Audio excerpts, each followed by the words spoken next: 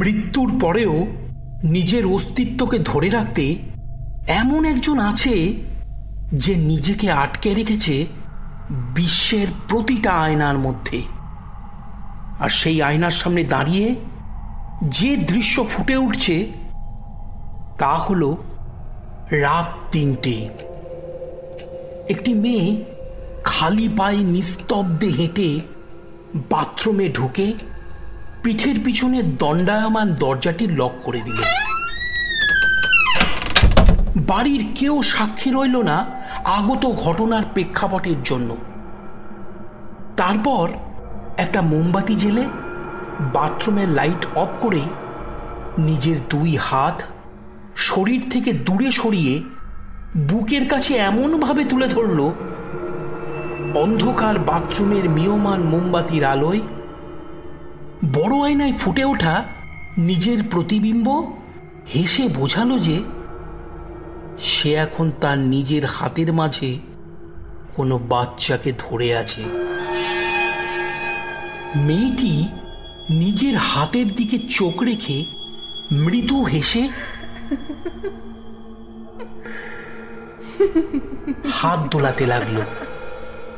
এক মুহূর্তের জন্য মনে হলো কোনো মা তার ছোট্ট শিশুকে নিজের হাতে শুইয়ে দোল দিয়ে ঘুম পাড়াচ্ছে। মেয়েটি ফিসফিস করে বলতে লাগলো, baby blue, baby blue, I know what she did to you. এইভাবে বেশ কিছুক্ষণ বলার পর মোমবাতির আলো কাঁপতে শুরু করলো। বোঝা গেল বাথরুমের আবদ্ধ বাতাসে কোনো চঞ্চলতার সৃষ্টি হয়েছে। হঠাৎ নল দিয়ে ফোঁটা ফোঁটা জল পড়তে শুরু করলো। এই প্রথম মেয়েটি অনুভব করলো যে তার শূন্য ২ হাতের মাঝে একটি শিশু উপস্থিত হয়েছে। চোখে দেখা না গেলেও তার ওজন সে টের পেল। মেয়েটির কোলে অদৃশ্য বাচ্চাটি নড়ে উঠতেই সে বুঝল বাচ্চাটার হাত ও পায়ে অসংখ্য স্ক্র্যাচ। মেয়েটি জানতো বাচ্চার শরীরে এই স্ক্র্যাচ অনুভব করার মানেই শীঘ্রই কোনো মহিলা আয়নায় হাজির হবেন আর তার বাচ্চার জন্য বিকট চিৎকার চেঁচামেচি করবে। তাও সে সেখানেই দাঁড়িয়ে থাকলো। আর অমনি আয়নার কাঁচ ভেঙে একটা চিৎকার ভেসে এলো। মেয়েটি সেই ভয়ঙ্কর চিৎকারের শব্দ আটকাতে হাতের তালু দিয়ে নিজের 2 কান শক্ত করে বন্ধ করে নিল। আর মেয়েটি পালাতে গেল, কিন্তু তার পা মেঝে থেকে একটুও সরল না। সে নিচের দিকে তাকাতেই দেখল একটা বাচ্চা তার ছোট্ট 2 হাত দিয়ে পাটা শক্ত করে ধরে রেখেছে। কিছুতেই সেই মেয়ে নিজেকে ছোট্ট শিশুর হাত থেকে মুক্ত করতে পারল না। ছুটে এলো একটা কাঁচের ভাঙা টুকরো, তার গলা লক্ষ্য করে সেটা বিঁধে গেল। বন্ধ বাথরুমের মধ্যেই সারা রাত পড়ে থাকলো মেয়েটির দেহ। সমালোচনায় জানা গেল মেয়েটি ভয় পেয়ে নিজের হাতের তালু দিয়ে কান চাপা দিতেই হাতের অদৃশ্য বাচ্চাটা মেঝেতে পড়ে যায়। আর তার মা তাই দেখে কাঁচের টুকরো ছুঁড়ে মেয়েটিকে মেরে ফেলে। যদি মেয়েটি সাহস করে কোলের বাচ্চাকে তার মায়ের কাছে ফিরিয়ে দিত তাহলে মেয়েটির কোনো ক্ষতি হতো না। এতক্ষণ আপনারা যারা শুনলেন এটা হলো একটা গেম। আজ বিশ্বজুড়ে মানুষ তাদের ভয়ের পরিসীমা পরীক্ষা করতে এই গেম খেলতে বেশি পছন্দ করে। তাদের মত, এই গেম খেলতে গিয়ে তারা ফিল করেছে কোনো নেগেটিভ এনার্জিকে। সত্যি কি তাই? সেটা আপনারা বলবেন।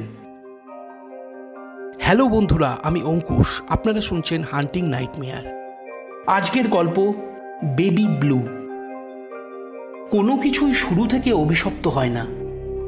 সব কিছুর পিছনেই কোনো না কোনো কারণ অবশ্যই থাকে। আসুন তাহলে শুনে নিই এই ঘটনার পিছনে লুকিয়ে থাকা সত্য কাহিনীটি।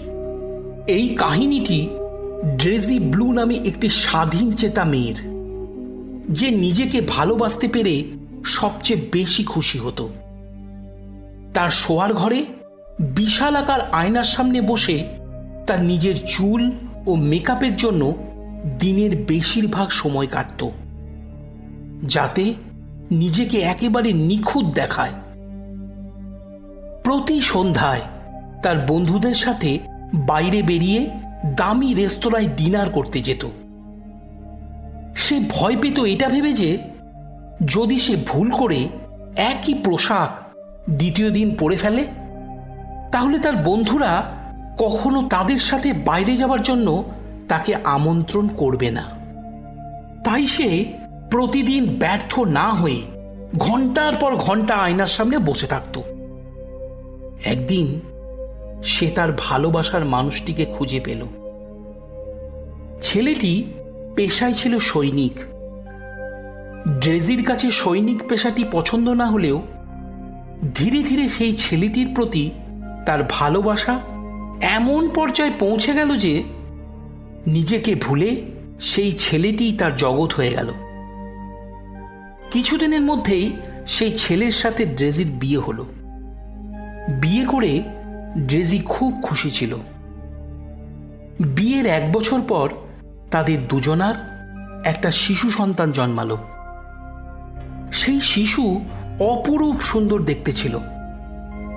নীল চোখে চেয়ে থেকে হাসলে যে কেউ তাকে কোলে নিতে চাইত, জড়িয়ে ধরে আদর করতে চাইত।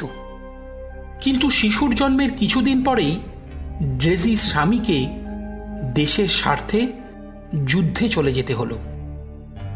তখন ড্রেজি একলা হয়ে গেল। সে মনে করল তার শিশু তাদের জীবনে শুভ নয়। ওই শিশুর জন্য আজ তার স্বামীকে এত দূরে যেতে হলো। দিনের পর দিন নিজের স্বামীকে ছেড়ে থাকাটা ড্রেজি কিছুতেই মেনে নিতে পারল না, কারণ সে তার স্বামীকে খুব ভালোবাসত। অপরদিকে অনেক দিন কাটলেও স্বামীর কোনো খোঁজ না পাওয়ায় চিন্তায় চিন্তায় ড্রেজি এতটাই ভেঙে পড়ল যে নিজের মানসিক ভারসাম্যতা হারিয়ে ফেলল। ভুলে গেল নিজের শিশুর প্রতি যত্ন নেওয়ার কথা।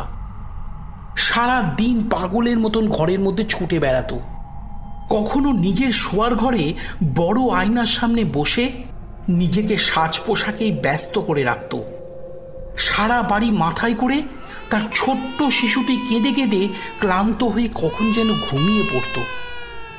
শিশুর কান্না থেকে নিজেকে বিরত রাখতে বাড়ির অন্য ঘরে তার শিশুকে রেখে আসত।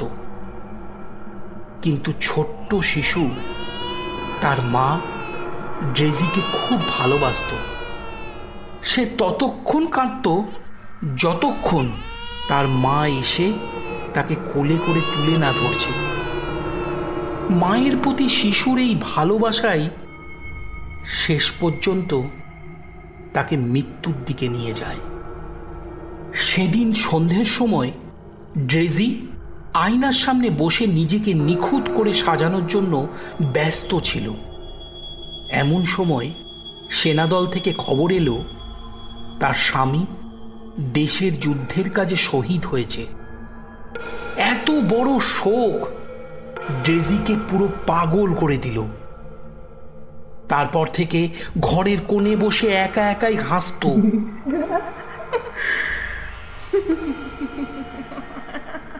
গুমড়ে গুমড়ে কাঁদত চিৎকার করে কিছু বলতে চাইতো।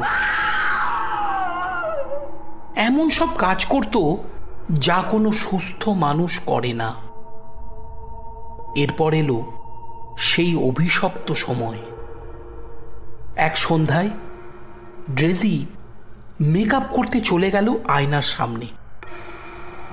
ঠিক তখনই ছোট্ট শিশুটি তাকে ধরে রাখার জন্য চিৎকার করে কাঁদতে শুরু করলো।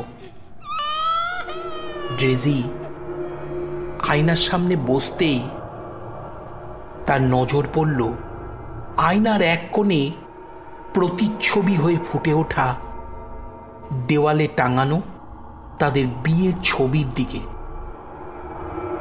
আর তখনই বাচ্চার কান্নার শব্দ শোনা গেল। ড্রেজি ক্রোধের বশবর্তী হয়ে চিৎকার করতে লাগলো। তার ব্যবহারের একটা দামি আতরের বোতল হাতে করে তুলে নিয়ে ছুঁড়ে দিল আয়নার দিক লক্ষ্য করে। ঝনঝন শব্দ করে ভেঙে পড়ল তার সাধের বড় আয়নাটা। আর সেই ভয়ঙ্কর আওয়াজ শুনে ভয় পেয়ে ছোট্ট শিশুটি আরো জোরে কান্নাকাটি শুরু করলো।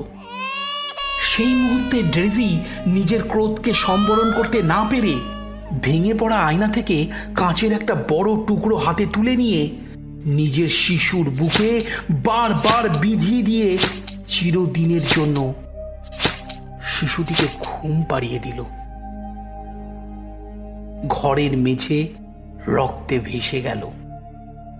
হাতের মুঠোয় কাঁচের টুকরো শক্ত করে ধরে রেখে সে নিজের মৃত শিশুর পাশে দীর্ঘক্ষণ মেঝেতে বসেছিল। একসময় ড্রেজি অনুভব করল সে আর কোনো কান্নার শব্দ শুনতে পাচ্ছে না।